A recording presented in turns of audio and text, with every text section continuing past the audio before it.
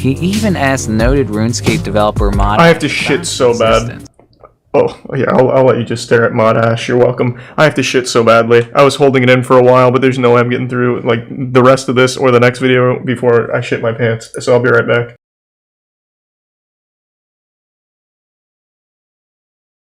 Easter egg is found in a game that, due to reasons beyond our control, can never be found again.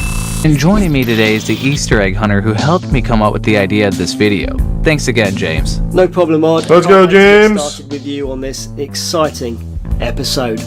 Splatoon 2. I detailed terrifying hidden audio that can be heard in the background of any of the boss rooms in the game that would only creep up if you sat around the room for more than 10 minutes. Even the game's director, when asked about it in an interview, said he had no idea what the sounds were or why they were even included in the game. Well, time I imagine he was just kidding. Newer from July 2017 to July 2019.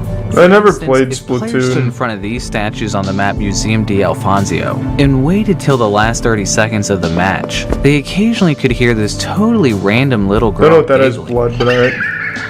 Thanks for resub, James. Spooky. This telephone booth would begin to ring. Yeah, I've heard nothing but good things about Splatoon. And if they stood next to the booth, they could hear this highly unsettling audio. Find these Easter eggs ever again. What else we got? Necrodancer with the world of Legend of Zelda. And what's a game that I know? Players such as Blaines and Level Codex found that if they threw I don't know any of these. In just the right spot. Actually, me and Rod have no idea what that's referencing. Uncharted 4. Here we go. In 2016, YouTuber Broken Opus discovered during this scene in Uncharted 4, if they entered into photo mode and moved the camera into just the right position, they could see a headline that was actually directly lifted from The Onion, which says, "World's largest metaphor hits iceberg." Well, it turns out this Easter egg will never be found again, as soon as it was found, another patch was quickly issued not long after.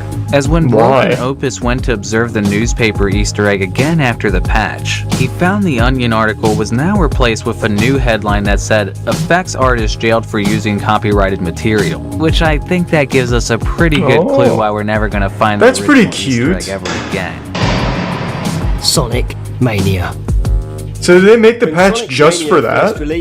That's actually adorable. City zone if they grabbed onto. Then at any point from then on in the game, whenever you used one of the game's boosters, no longer would the normal booster sound be present, as rather it would be replaced with this little voice clip instead, which is actually a sample lifted from YouTuber Donkey's video Best of 2016. Wait, is that actually in the game?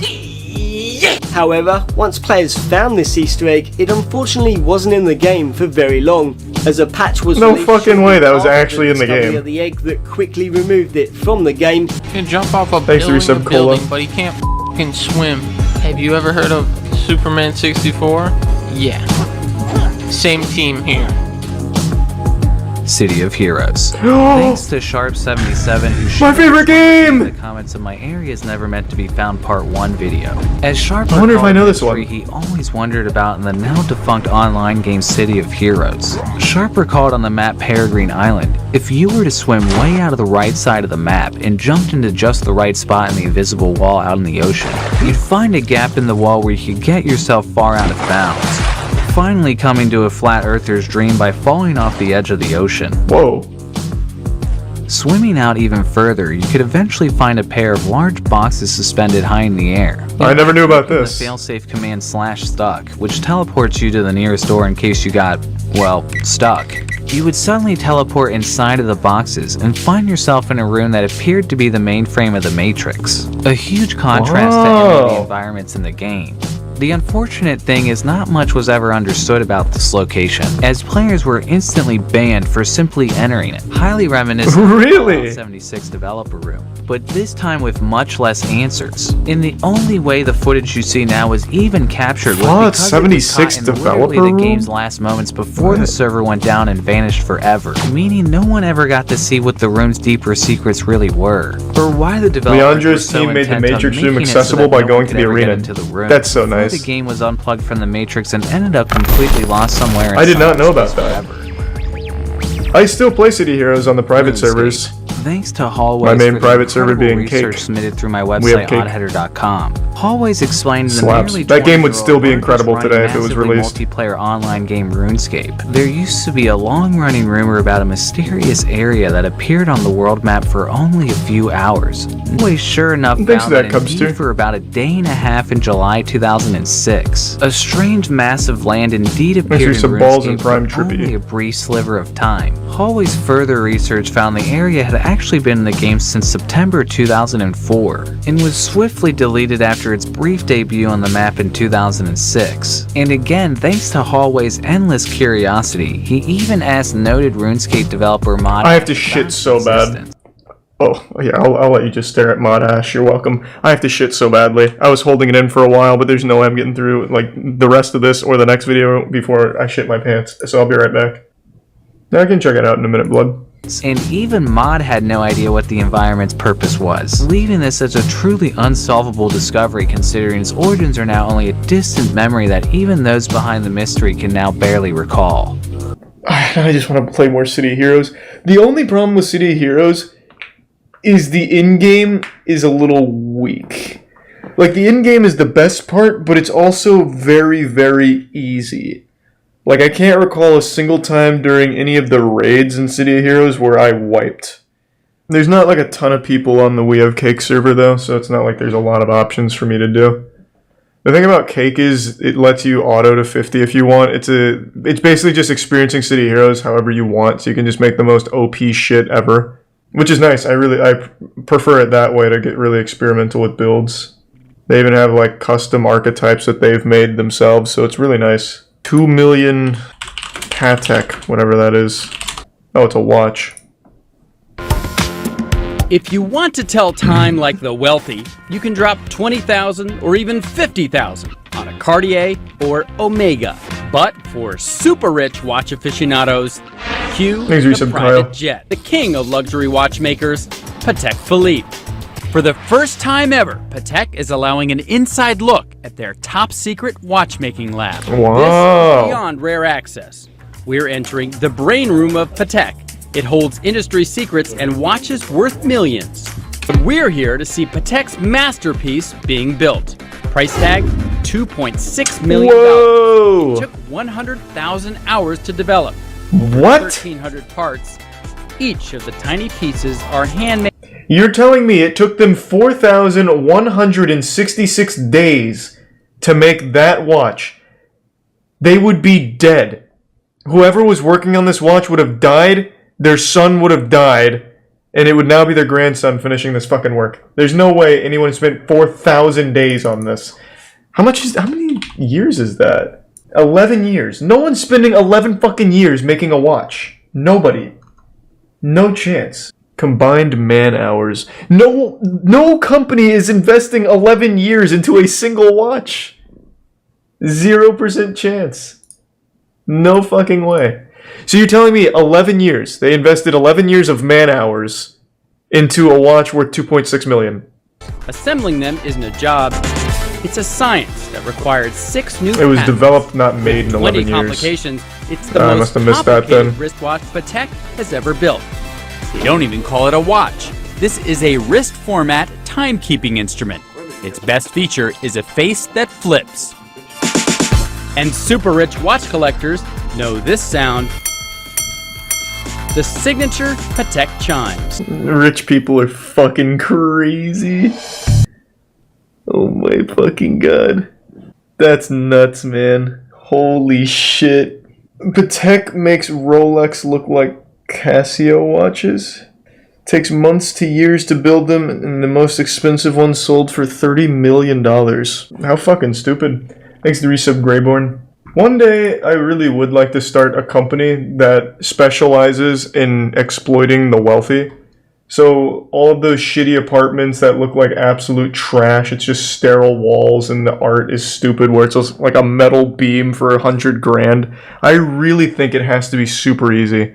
So you just come up with some pretentious name and then you just make cheap products and sell it to rich people for a ton of money. I think that's an easy market all day. So for watches, I would probably just grab watches off Alibaba and put them under my brand. And I guarantee rich people would spend 10x on that shit just because I said it was actually worth something.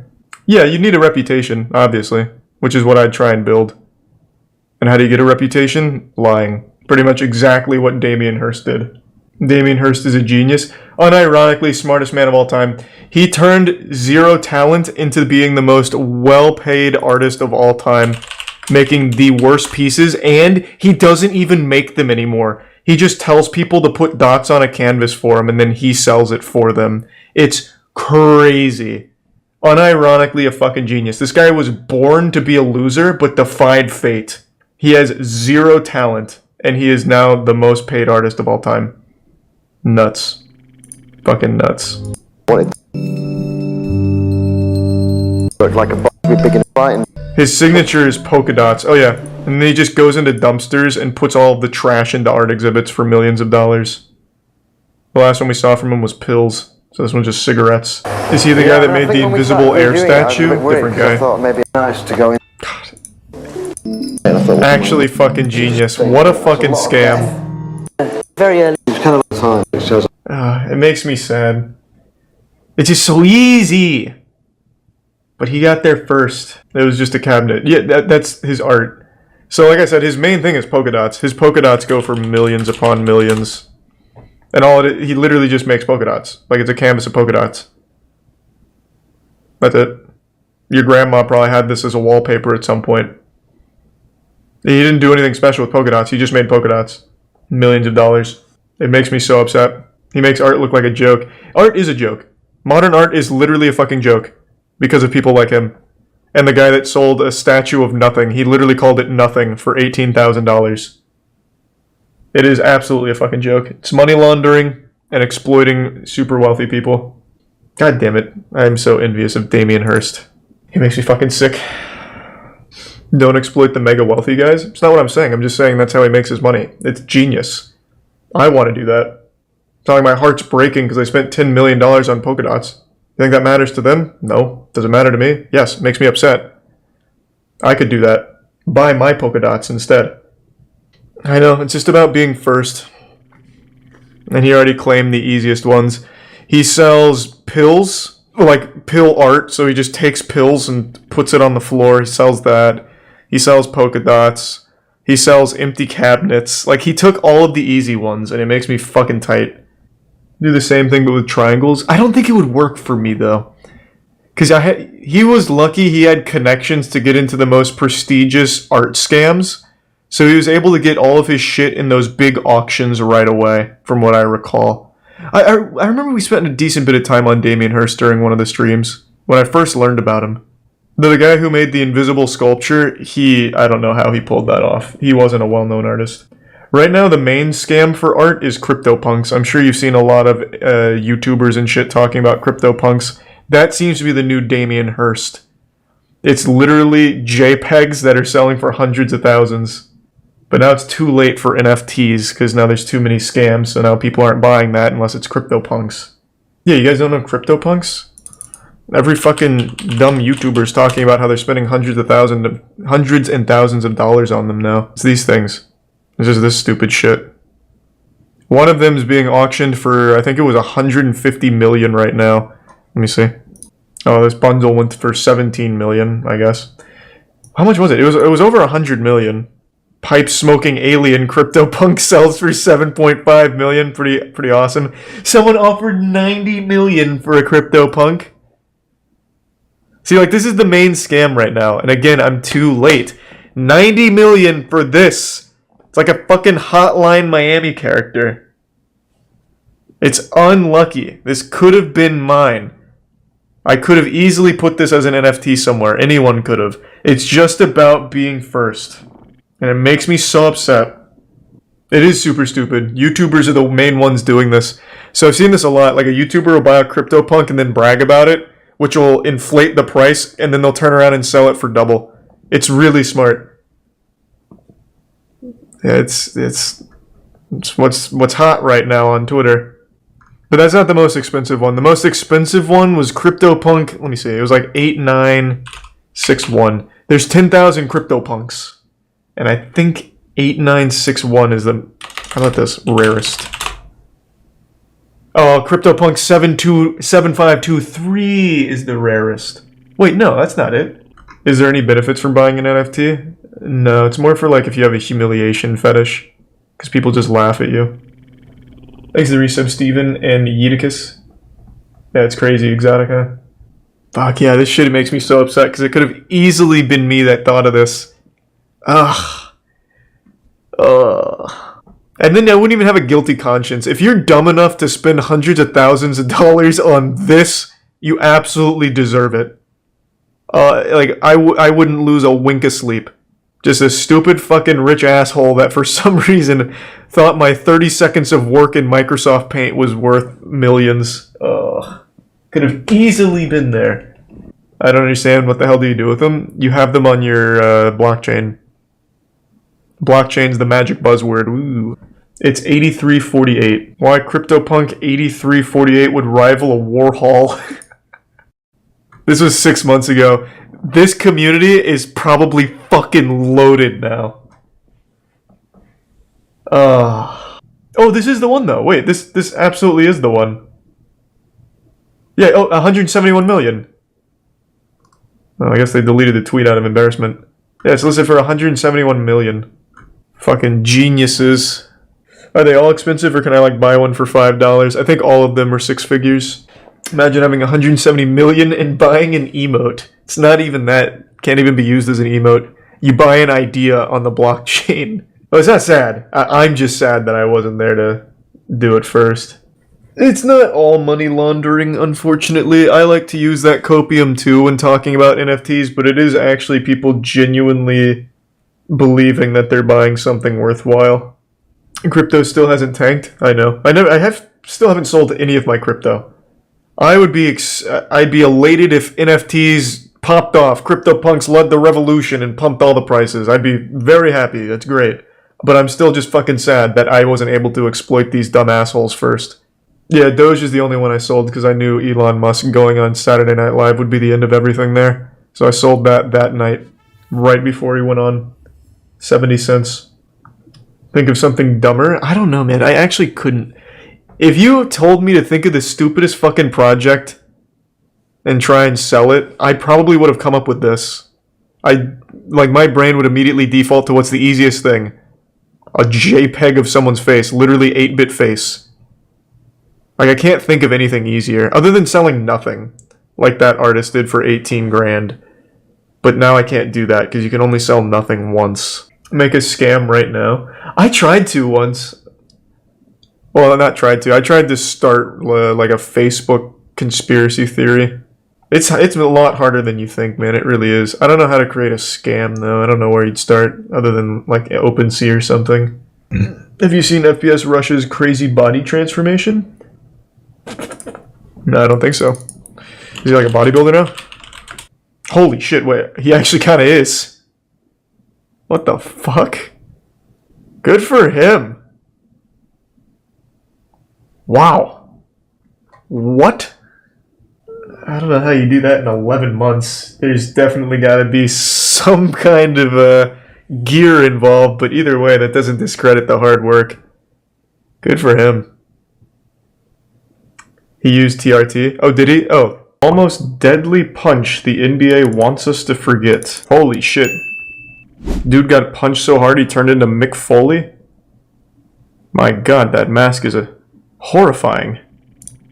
This subject is definitely a huge part of NBA history. It up basically turning the NBA from a league that glorified fighting to a league that just would not tolerate. Damn, they should really go back to that. Some other like hockey. Have some fighting in the NBA, make it interesting. This caused a huge NBA anti-violence movement, and so I think you guys should know as much as you possibly can about it. When it came to fighting, the NBA was basically a free-for-all, as in 1976. Oh, nice. Between Maurice Lucas and Daryl Dawkins on national television during Game 2 of the... Damn, he just missed an open layup. This fight, as you can see, Trash. looks kind of funny, but was very serious and only resulted in each player being thrown out of this game. Take a look at several quotes from Sports Illustrated's... Damn, that ref with the Goldberg spear. Because amazingly, This preview was based around NBA enforcers, as SI chose 6 players they deemed to be the top enforcers of the league, and the man who would throw the punch that almost killed a man that very season was featured as an enforcer, and his profile— This would make the NBA so much more fun to watch. A nice, quiet person who lifts weights and sometimes separates people's heads from their shoulders. And Shoemate came apart in sections, an eyewitness said. Oof.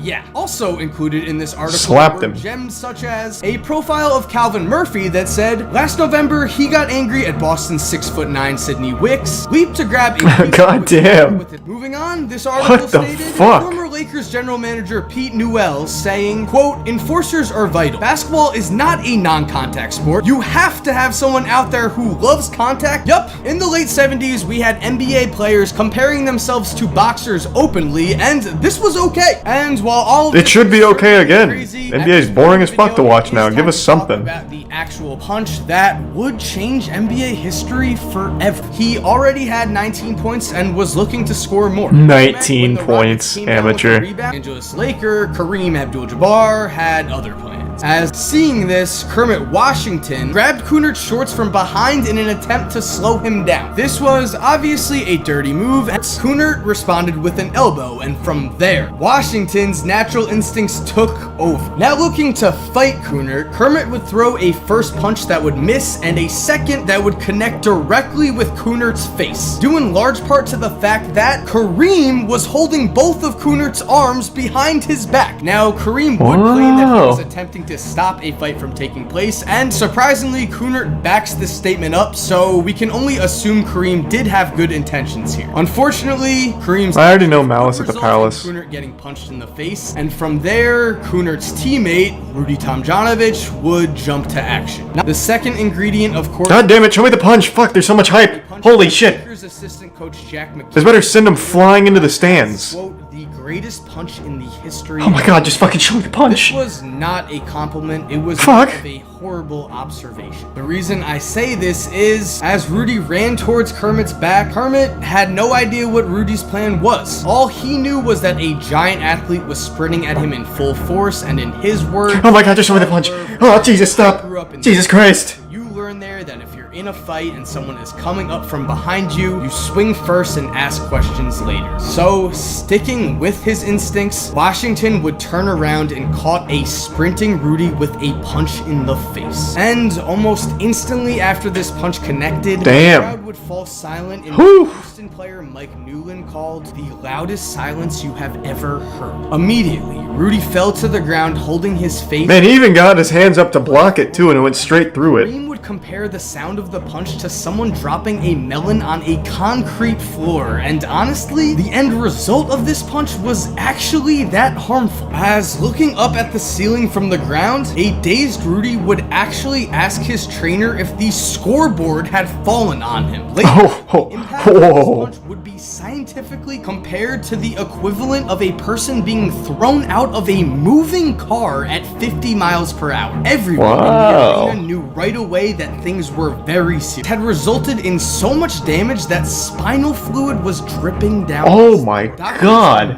Luckily though, for everyone involved, Rudy would pull through, but after the surgery took place, again, his doctor would emphasize just how much damage this punch had done, stating that— So then he took Muay Thai classes. Similar to putting the broken pieces of an eggshell back together. Teammate, another Sports Illustrated enforcer, Calvin Murphy, would call Rudy at the hospital and basically told Rudy that he was going to get Kermit Washington if it was the last thing he did. Oh, that's a nice Despite the guy. fact That's a that good friend. Kermit Rudy's response to Calvin was immediate. No, he would tell him, Murph, you gotta make me a promise that you won't start anything tomorrow Hey, or the resub next Aiden night or in the with Prime any of the Ninja. Lakers next Resub week." In Grandworm. response, Calvin would try and No, I say, can't watch that, "But Judge." Rudy," and immediately Rudy cut him off, saying, "Promise, Murph. Promise." Years later, Calvin Murphy would look back on this story and cry, putting things into perspective by saying, quote, "Think about it. The man is in the hospital. He's in terrible shape. He has no idea." Yeah, should have blasted the dude. For Kermit, because of all the horrible things that Kermit had to live through after almost killing a man. And I don't think he was that torn up. Kermit and would incredibly return to the court the next season. Again, Man, it's like a Halloween costume. however, it was soon obvious that he was not the same player, and just 2 seasons later, he was forced to retire and eventually would sue the Lakers and was rewarded $3.3 million in compensation. Jolt the NBA needed to make massive changes to their views when it came to fighting. Oh, so he's the reason they don't fight anymore? Would become the poster child of the NBA's anti-fighting agenda. Since the punch, the victim, Rudy Tomjanovich, has gone out of his way to make it clear that he forgives Kermit. Despite this, Kermit has by many accounts tried to make himself out to be the victim of this situation and has been caught lying several times in an attempt to gain sympathy. Instead, Kermit's victim mentality only grew, as amazingly, in an act of pure ignorance, Kermit attempted to sue the NBA for $5 million for the injustice that Kermit has dealt with for the last 23 years. The NBA made him throw that punch. The NBA declined to pay Kermit, and this case did not even make it into a court. A case that did make it into a court, however, was the case of Kermit Washington stealing $500,000 from a charity that worked with kids in Africa.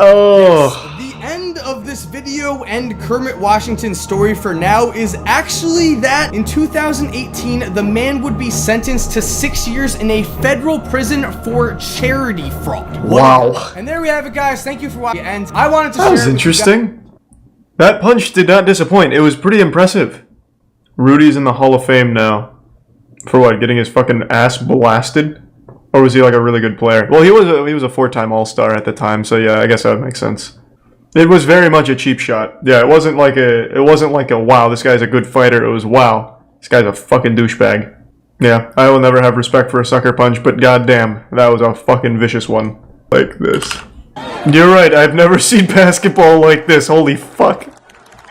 Did y'all just see that? These guys are playing basketball. Well, kind of. And this guy just got the life beat out of him. This seems fucking cool.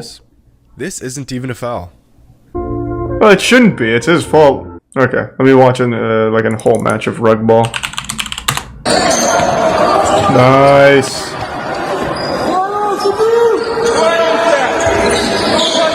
Oh, this guy's good. That's an open lane. That's an open lane. What are you doing? Oh, fucking coward. Oh, nice. Easy layup. Oh, you blew it. Alright, red team sucks. Nice, good putback, good form, good form. Man, they're just dudes hugging dudes everywhere here. So can you like choke out a defender? Oof. It was a shitty shot. You got your teammate hurt. Oh! Yeah, put a finger in his butt. Let's go! So it looks like you can only have one guy wrestling one guy at a time. There's no double teaming. At least that's what I gather from this. Alright, alright. Now we've got a game! I feel like the optimal strategy is just to shoot it, so that way you don't get hurt. Let me see Khabib play it. How much did you average in high school? I don't want to talk about it. It's too much, and I don't want to make anyone feel bad if they can't make my my kind of performance. Well, this looks so much more lame compared to the one we just watched. I guess they're taking it easy because Khabib is a celebrity and they don't want to hurt him. Watch the Fortnite World Cup. I'll think about it. Yes, it's not a horrible idea. I do love me some Fortnite professional play, of course. Oh, there was a channel that I remembered the other day. Well, not the other day. Earlier this afternoon. It's called This Morning. It's where I found like a lot of old goofy stories, like that woman who only has sex with ghosts. But like they interview people that have weird stories to tell, and there's this lady who divorced her husband to fuck some ghosts. Let me see if they have anything. I married the man convicted of my brother's murder. What? See, that's what I'm fucking talking about. Now that sounds interesting. They got married this month. Hey, congrats. The groom wore an ankle monitor. Well, that was because Crystal was actually marrying the man convicted of killing her brother, Brian. Sounds like they planned it together then. Are determined to prove John's innocence. They're joining us now from their home in Ohio, in Cleveland. Good morning. Kind of looking like Walter White. I was saying that title is not accurate. He obviously did not kill my brother. That is why there's a new trial. There is a new Oh, okay. trial. Well, that's let's good. go back and talk about your brother Brian. What if he just admits to 12 killing years him old. right here? You grew up together, didn't you, with Brian? What was your friendship, your relationship? Oh, it was good. No, we liked each other till I killed him. Just typical. I mean, he's my best friend. We worked on motorcycles together, Triumphs and Harleys, hung out, shot pool. The thing is, John, we would have seen you for the past 32 years in prison accused of killing Brian. Fuck. What was it like serving that huge amount of time for a crime you say you didn't commit? That must be completely soul-destroying if true. For something you didn't do. 32 years. And Crystal, why do you believe when John says to you, he didn't do this, he didn't kill your brother? Why do you believe him? You're very in love. Could I ask you, Crystal, though, what do other members of your family make of this union? These are pretty hard-hitting questions. Well, there's mixed emotions on both sides of our family. It's a hard thing to come to terms with everything that's been going on, especially with me and Johnny. It's kind of mind-blowing for them. But, I've said this before, people are not going to completely understand our relationship. I am a bit confused, if I'm being honest, Crystal. Not as wild as the title led me to believe, though. What are incels? Finally getting on that topic, eh? Couple who lives in the 1930s show us their home. The girl who got into taxidermy to stuff her childhood cat. All of these are kind of fucking wacky titles. Jesus Christ. Yeah, I haven't looked at this channel in a real long time. They do some weird shit. Good for them. Oh, hey, look, even Ollie London's on here. The boy! Ollie fucking London. Just, I understand a lot of people may be confused. This actually isn't Jimin. This is a guy who paid 200-something grand to look like Jimin. It's a totally different person, if you can believe that. Angels caught on tape flying. Which one am I looking for? Mom claims he captured his guardian angel on camera. He captured the image out of an airplane window. When the mother saw the picture, she immediately thought it might be Asher's guardian angel. Why would that be the first thing you think of? This is Asher. He just got back from a trip to Washington, D.C., lives here in Alvin, Texas, and you've become a semi-famous photographer. Nice. This is actually a wholesome story, though. But I feel like it'd be more like an It wasn't alien. until Carrie Lyles gave birth to Asher 7 years ago. Like it's that like she an learned he infrared. had Down syndrome. It's something the family has embraced since day one. We did name him Asher with the 2 capital A's. This is a wholesome because story, of the extra not like a chromosome. serious one. Oh! That's. I thought it was gonna be like a conspiracy thing, but that definitely looks more like an alien than a guardian angel. I think it would have been far cooler if they tried to hype it up as an alien instead.